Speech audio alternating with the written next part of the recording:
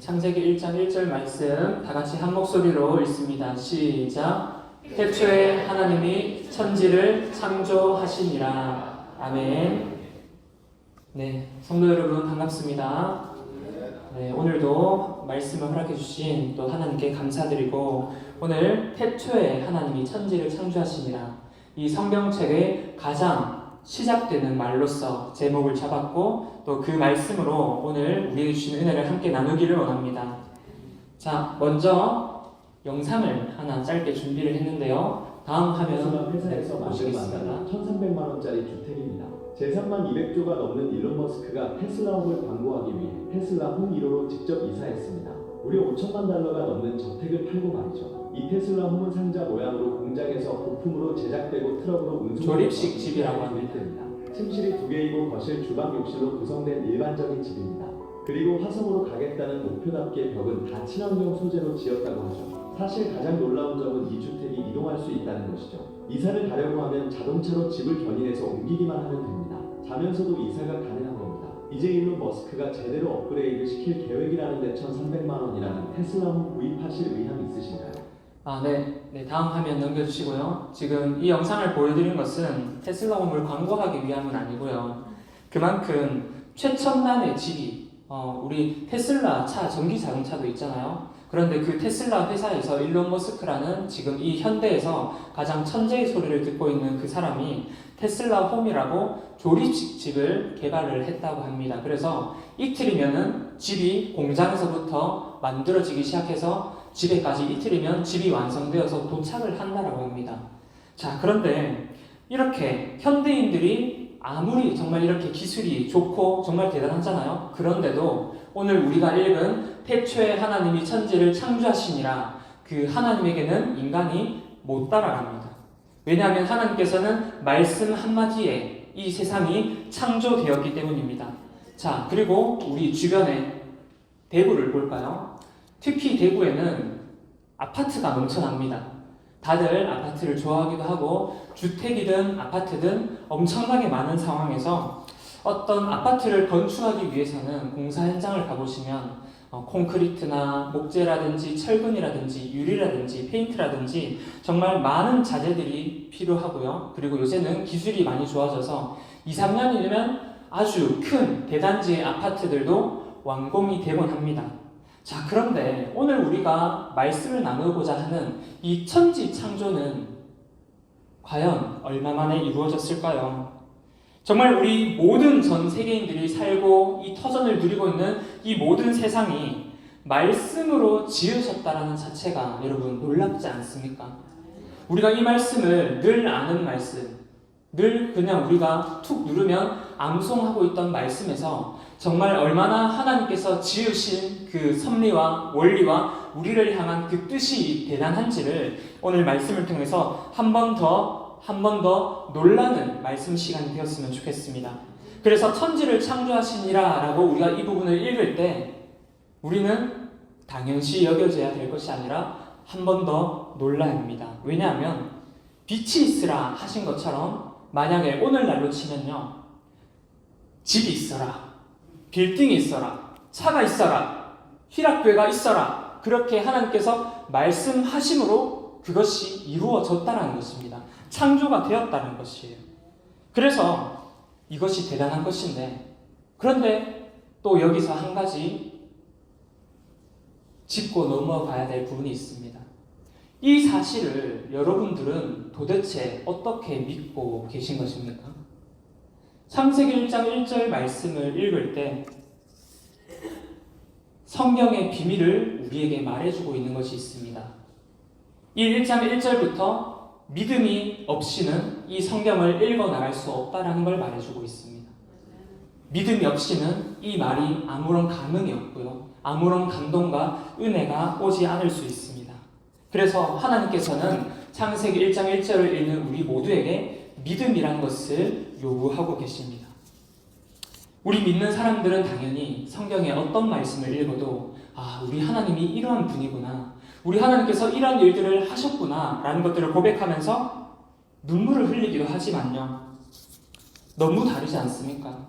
이 믿음이라는 것이, 우리가 당연히 여겨져 왔던 이 믿음이 있고 없고 그 차이에서 이 모든 은혜들을 누릴 수 있고 이 모든 말씀들을 하나도 누릴 수 없다는 그 차이를 만드는 것이 정말 우리에게 있는 그 믿음을 주신 하나님께 다시 한번 감사를 하게 되었습니다. 그래서 여러분, 늘 들어왔던 이 말씀을 다시 들을 때 감동이 있어야 됩니다. 오늘 이 타이밍에 우리가 살아가는 각자 다른 환경 속에서 지금 이 시기에 우리 희락교회에 이 말씀을 나에게 주시는 이유가 무엇일까? 이 말씀을 통해서 내가 듣고 내가 돌아봐야 할 하나님의 그 교육 방향은 어떠한 것일까를 우리가 귀 기울이면서 마음을 집중하면서 한번 오늘 말씀을 살펴보면 좋겠습니다.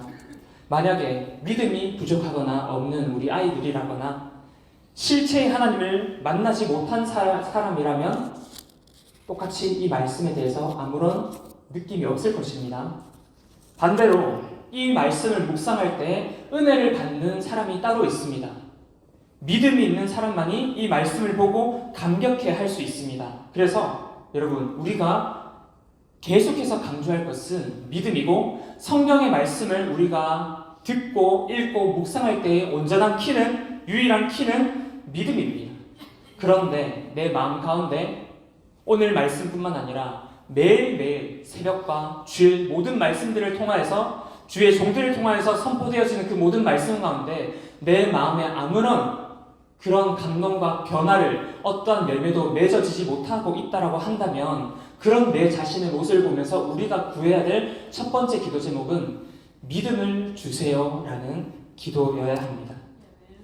그래서 하나님과 나와 그 창조주와 인간인 나의 그 관계도 정립하게 해달라고, 그 창조주 하나님 앞에서 연약한 죄인인 나의 한계를 또한 정확하게 명확하게 알게 해달라고, 매주 듣는 그 말씀이 나에게 지식으로 아는 이야기거리로 남는 것이 아니라 정말 성경 속에서 있었던 그 역사가, 그 하나님의 능력이 나의 삶과 나의 마음 가운데에도 창조하시고 능력 가운데 임하시기를 우리가 구해야 합니다. 그래서 그 말씀을 내가 누릴 수 있게 해달라고 반드시 꼭 기도하셔야 됩니다. 그래서 성경은 많은 신앙인들이 하는 실수 중에 성경을 공부하기도 합니다. 지식으로 쌓아가기도 합니다. 하지만 그것이 아니라 성경 말씀은 느끼는 것입니다. 왜냐하면 하나님께서 영이시기 때문에 그 영이신 하나님의 말씀을 들을 때 우리는 그분의 마음을 생각하면서 들어야 되고 그분의 의도를, 나를 향한 그 사랑을 생각하면서 들어야 합니다. 그래서 먼저 그 마음으로 느껴질 때 이해라는 것이, 지식이라는 것이 1+1 아시죠? 마트에 가면 저도 이제 장을 보거나 할 때 꼭 1+1 뭔가 덤으로 된 상품을 이렇게 손이 더 가기 마련인데, 그런데 중요한 것은 본품이잖아요.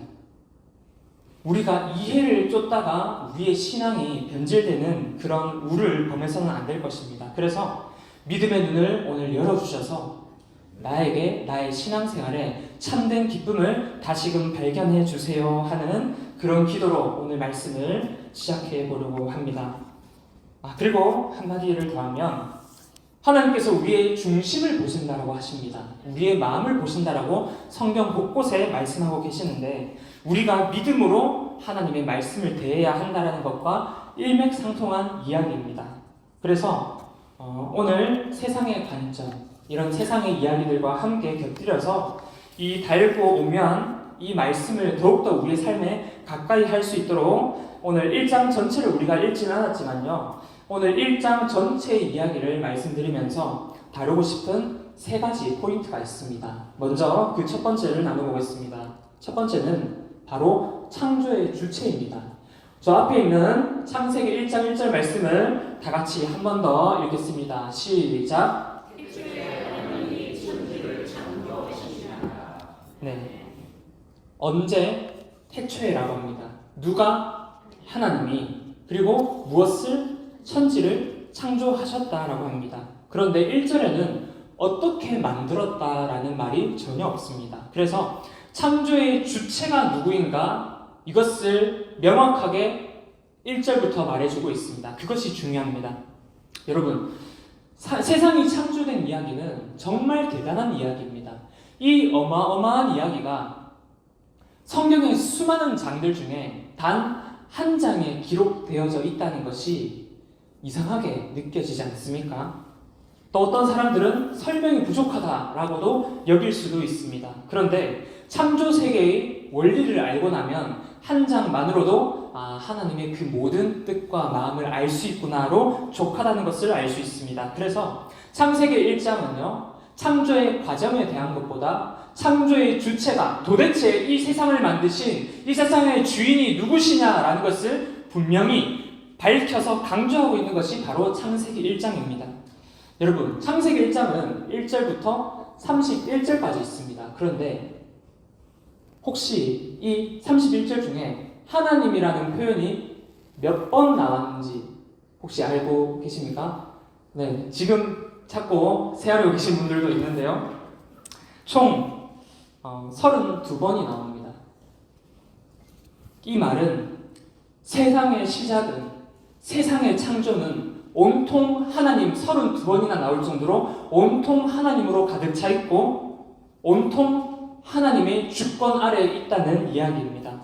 그래서 우리가 말씀으로 지으신 창조의 방법도 중요하지만 정말 나를 창조하시고 내가 살아온 이 모든 역사와 터전을 창조하신 분이 하나님이시구나 라는 것을 우리 마음속에서 인정하는 것이 너무나 중요합니다. 그래서 그 창조주 하나님이 우리 아버지시고 우리가 그분의 자녀니까 우리가 그분이 하신 일에 대해서 감사하고 감탄하고 자랑하고 전하고 그렇게 하는 것이 너무나 마땅한 일인 줄 믿습니다.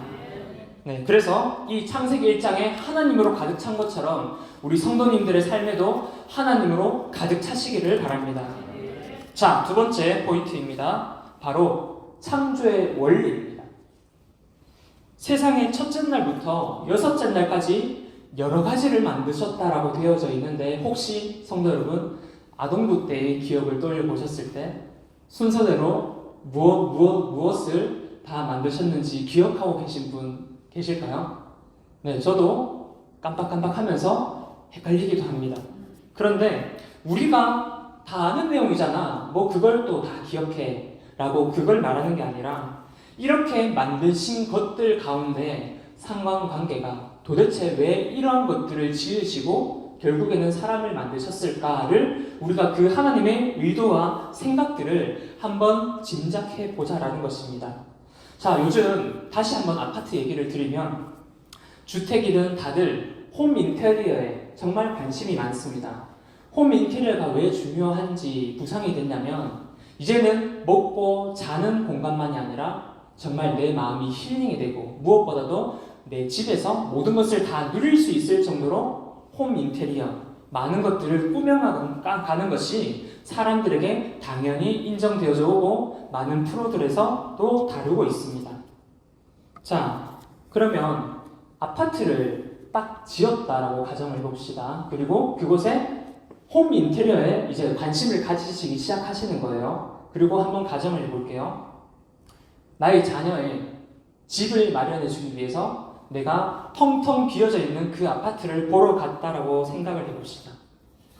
자, 자녀들이 잘 살 수 있는 공간을 보기 위해서 먼저는 거실은 이따만 하고 방은 몇 개가 있고 화장실은 먼저 무엇을 보죠? 공간을 둘러봅니다. 이렇게 거실 공간, 방 공간을 두루 살피면서 여기는 뭐를 넣으면 되겠다. 여기는 뭐를 넣으면 되겠다. 그 다음에 들어갈 가구 이런 것들을 생각하시게 될 겁니다. 자, 이것이 무엇과 같냐면 하나님께서 우리가 이 세상에서 살 집을 지으시기 시작하셨습니다. 어떻게요? 첫째 날부터 셋째 날까지 공간을 만드시기 시작하셨어요. 그 공간에 해당되는 것이 빛과 궁창과 땅과 바다와 식물들입니다. 우리가 살 수 있는 그런 모든 공간을 만드셨어요. 자, 그 다음에 다시 아파트로 넘어옵니다. 이렇게 모든 공간을 확인한 다음에는 그 공간을 채울 인테리어, 벽지는 무슨 색깔로 하고 벽지도 바르고 페인트도 하고 외벽 공사를 다 마무리한 다음에 그 다음에 어떻게 하죠? 식탁, 소파 어느 위치로 어떤 각도로 어떤 채광이 잘 들어오도록 커튼은 어떤 것으로 자, 이런 모든 것들 다음에 또 그 가구 안에 채워넣을 식기와 그리고 생활 필수품, 옷, 생활용품들이 다 들어갑니다. 그런 다음에 나의 사랑하는 자녀에게 그 집을 보여주면서 자녀를 드립니다. 자, 다시 하나님이 창조 이야기로 돌아오겠습니다. 이처럼 공간을 창조하신 다음에 하나님께서는 그 공간을 채울 피조 세계와 피조물들을 하나씩 만들어가기 시작하셨습니다. 그것이 넷째 날부터 여섯째 날까지 만드신 것이에요. 광명체와 새들과 물고기들과 모든 생물, 가축, 짐승들을 지으시고 그 마지막에 사람을 지으시고 입주를 시키셨습니다. 왜냐하면 이 모든 것들을 만든 목적이 바로 나의 사랑, 내가 가장 사랑하고 아끼는 나의 사람 아담과 하와에게 누리게 하기 위해서 이 모든 것들을 만드셨다라는 것입니다. 자, 그리고 벌써 1절부터 30절까지 다 했습니다. 그러고 나서 31절에 무엇이라고 되어져 있죠? 자, 말씀 보여주세요. 다 같이 읽겠습니다. 시작.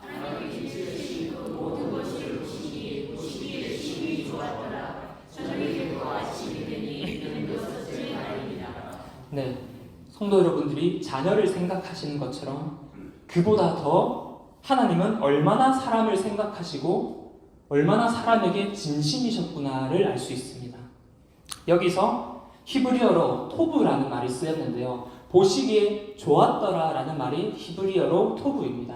얼마나 좋으셨으면 1장 가운데 좋았더라, 좋았더라, 좋았더라 라고 반복되어 오다가 마지막에 모든 사람까지 다 만들어서 입주시킨 다음에 그런 나의 자녀의 모습을 바라보시면서 심히 좋았더라 라고 말씀을 하실까요?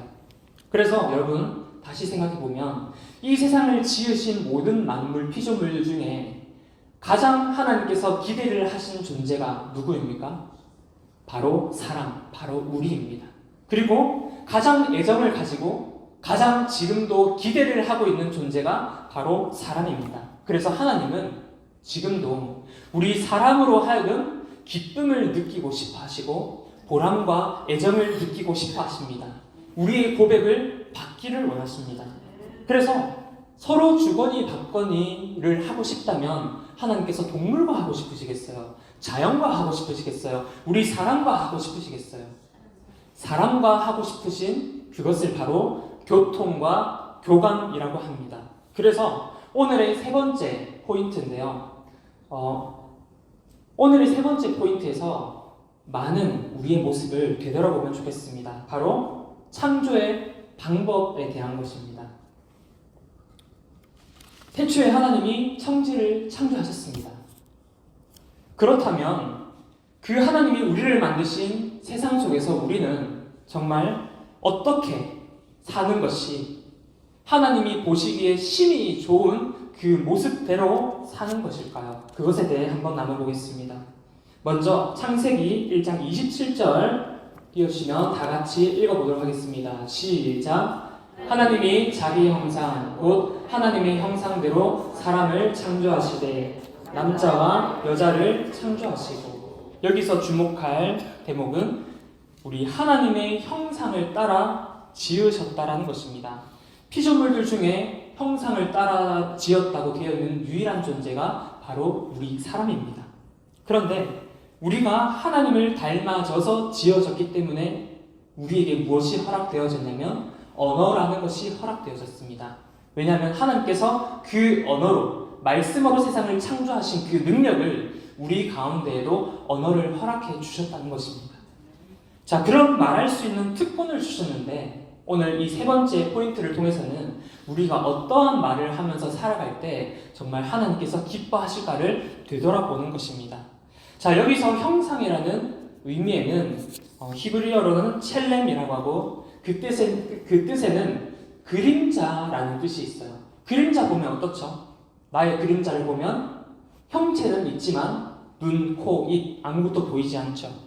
우리가 그렇게 하나님의 형상을 닮아서 하나님과 같은 영적인 존재로 그런 형태를 가진 채로 지어졌으나, 그렇게 우리의 그릇은 영적인 마음과 영혼 요소를 가진 채 지어졌으나, 그런데 어떻게 되었죠? 선악과를 따먹으면서 그 속이 그 내면이, 그 영이 병들고 엉망진창이 되어져 버렸습니다. 그런데 그 속에는 사람의 기질과 성품과 성격, 모든 특징들이, 인품과 인성이 다 들어가 있는데 우리가 그것을 다듬어야 된다는 것입니다. 특히 말에 있어서요. 하나님이 이 세상을 지으신 것처럼 우리에게 주신 그 특권인 언어에 있어서 우리가 더욱더 다듬어야 합니다. 그런데 그렇게 우리가 하나님을 닮아가야 하는데 닮아가지 못하기 때문에 우리가 그리스도의 성품이 되지 못한다는 것입니다. 우리가 어떻게 행동을 하고 우리가 어떻게 마음이 변화가 되고 그리고 우리가 어떻게 노력을 해서 그 안을 채우는가는 하나님께서 우리에게 노력하라고 주신 우리의 몫입니다. 자, 그러면 다음 말씀을 볼 텐데요. 창조의 방법인 말씀, 곧 언어를 우리에게 허락하셨다는 것을 다시 생각하면서 창세기 1장 3절, 4절을 다 같이 읽어보겠습니다. 시작.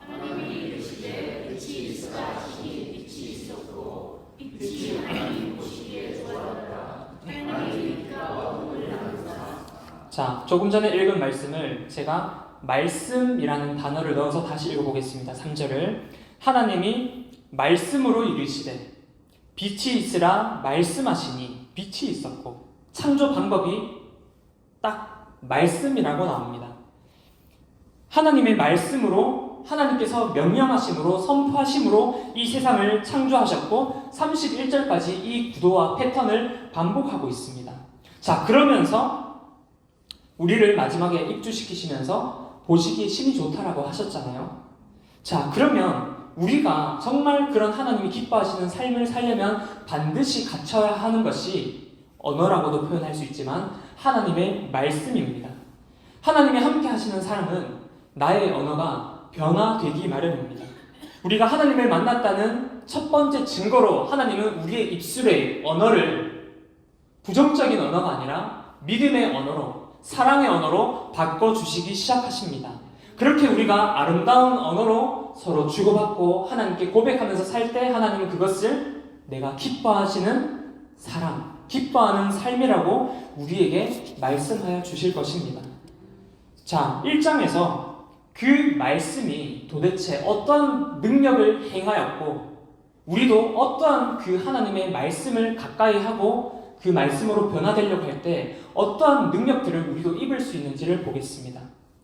혼돈도 흑암도 무엇으로요? 질서와 조화로 바꾸셨습니다. 말씀으로. 그리고 공간도 시간도 물질도 창조하셨습니다. 공간에 얽매여 계신가요?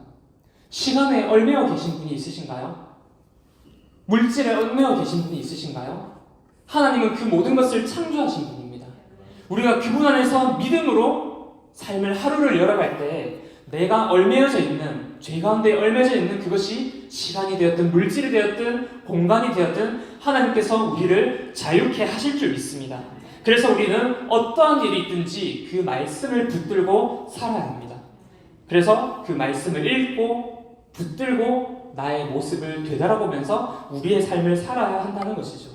그렇게 우리에게 그 말씀이 우선이 될 때, 그 말씀으로 나의 언어를 비추어 볼 때 우리 인생 가운데 무질서가 질서로 바뀔 것이고 어둠이 빛으로 바뀔 것이고 나의 마음속에 가득 찬 염려와 걱정이 평안함으로 하나님께서 변화시켜 주실 것입니다. 그 말씀에 이러한 능력이 있는데 우리의 입술에도 권세를 주셨는데 성도님들, 정말 우리가 이 교회 가운데서 또 세상에 나가서 어떠한 말을 많이 하고 살아가는지 한번 생각해 보시기를 바랍니다. 말이 얼마나 중요한지 우리 선조들도 말에 대한 속담들을 많이 만들었습니다. 그 중에서 몇 가지를 같이 읽어볼 텐데요. 화면을 보여주시고 다 같이 읽어보겠습니다. 시작! 말 한마디에 천냥빚을 갚는다. 가는 말이 고와야 오는 말도 곱다. 반말은 쥐가 듣는다. 말이 씨가 된다. 입은 비뚤어져도 말은 바로 해라.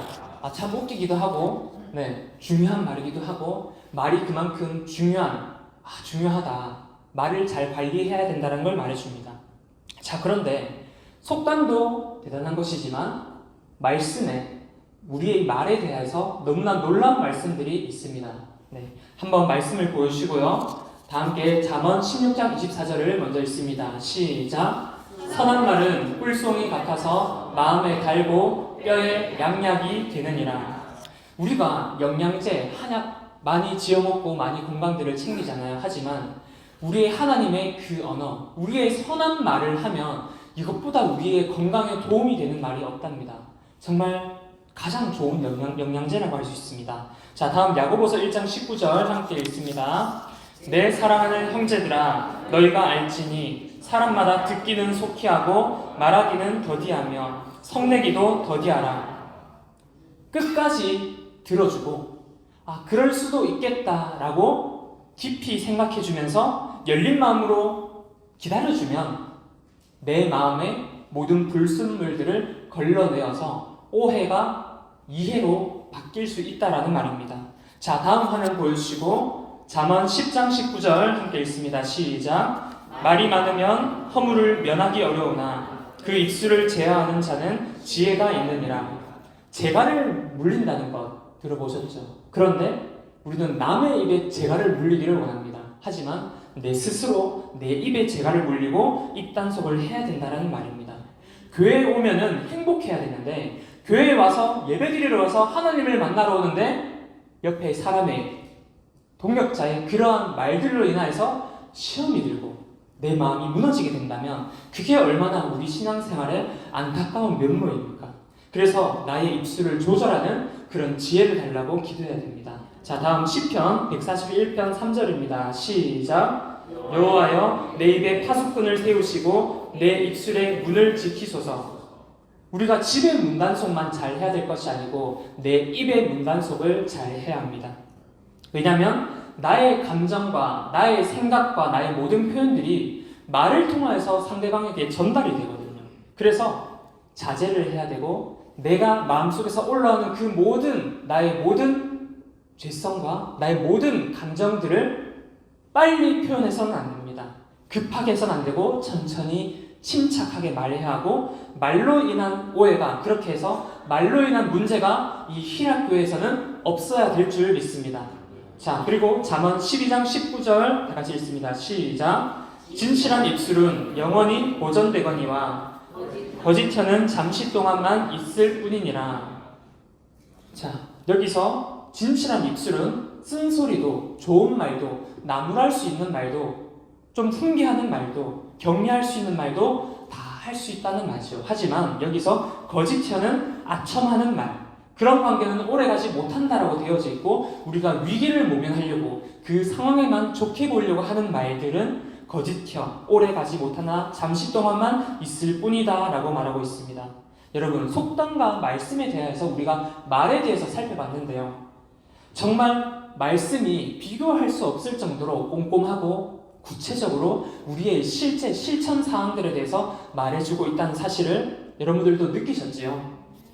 말은 사람 간의 소통을 위한 것이지만 이 소통을 하다가 보면 우리가 상처를 주기도 합니다. 자, 그러면 다시 한번 나는 어떠한 말들을 많이 해야 하나를 생각해 보시길 바랍니다.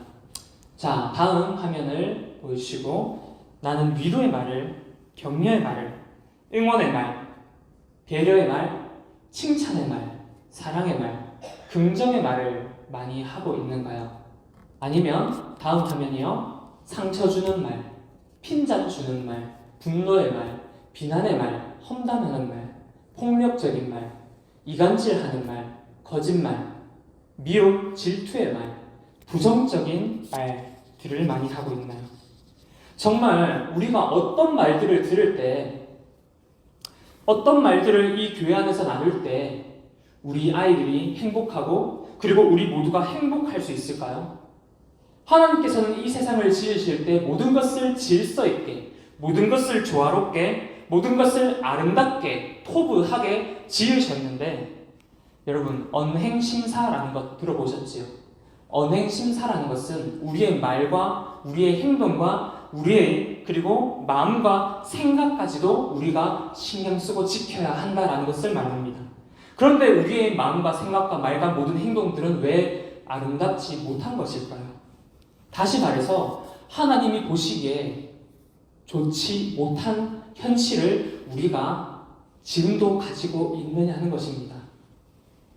하나님이 이 세상을 정말 놀랍고 완벽하게 지으셨습니다. 사랑하는 우리 자녀에게 주기 위해서, 누릴 수 있게 해주기 위해서. 그래서 우리가 이 하나님께서 창조하신 세계에서 지금도 우리가 살고 있기 때문에 나의 언행 심사를 각별히 주의하고 잘 관리하여서 우리가 잘 다스리는 하나님의 자녀가 되어야 될 줄 믿습니다. 그래서 여러분, 이 악한 세상 속에서 태초에 하나님이 천지를 창조하시니라로 시작하고 있는 이 구약부터 신약까지의 모든 하나님의 말씀만을 붙들고 계속 죄 앞에서 무관할 수 없는 우리가 언어에 있어서도 나를 돌아보고 회개하면서 이 말씀을 통해서 우리가 힘도 얻고 그리고 지혜도 얻고 능력도 얻고 하는 것처럼 그렇게 우리 모든 마음 가운데 하나님의 말씀으로 이 세상을 창조하신 것처럼 나의 언어도 새롭게 창조해 주시고 나의 마음도 새롭게 창조해 주시고 나의 모든 생각과 고정관념과 편견과 내 마음속에 있는 모든 죄성들까지도 다 뜯어 고쳐주셔서 하나님이 원하시고 바라시고 보시기에 좋은 이 희락교회의 성도로서 살아갈 수 있도록 하나님께 간구해야 될 줄 믿습니다. 그렇게 멋진 그리스도인으로서 살아가시기를 주님의 이름으로 축복합니다. 네, 말씀을 맺겠습니다.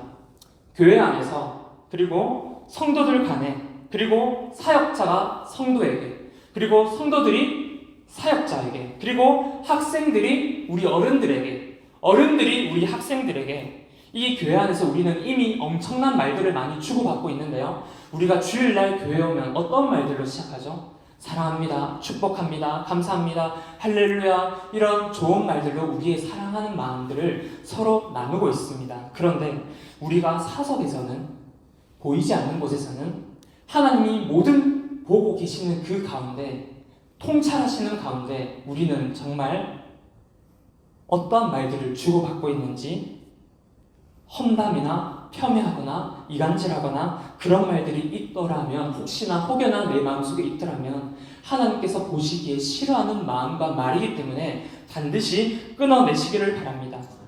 그래서 아까 전에 설명드린 보시기에 좋았더라 해당하는 그 토부의 의미는 이러한 의미로 해석이 될 수 있습니다. 하나님은 우리가 서로 사랑하기를 원하십니다. 하나님은 우리가 서로 평안하기를 원하십니다. 하나님은 우리가 서로 기뻐하기를 원하시고 우리가 서로 감사하기를 원하시고 우리가 서로 돕고 위로하고 격려하기를 원하십니다. 이것이 하나님께서 창세기에 우리를 태초에 계획하셨던 우리에게 원하시는 성도의 참된 모습입니다. 자, 그러면 이제 그 우리 아버지의 바램처럼 기대하심처럼 내가 그 기대에 부응하려면 어떠한 말들을 하면서 지내야 하는지 감들이 오시지요. 그러한 말들을 더욱더 노력하시고 그리고 말씀으로 힘도 얻으시고 말씀으로 위로도 얻으시고 해답도 받으시고 이렇게 말씀이 주는 큰 능력들을 누리시면서 나만 누리지 말고 내 옆에 성도들과 가족들과 그리고 모든 나와 닿이는 모든 영혼들과 그렇게 하나님의 말씀을 같이 누리는 우리 성도님들이 되시길 바랍니다. 영혼 구원, 우리 희락교회가 우리 사명처럼 여겨져 왔던 그 단어인데요.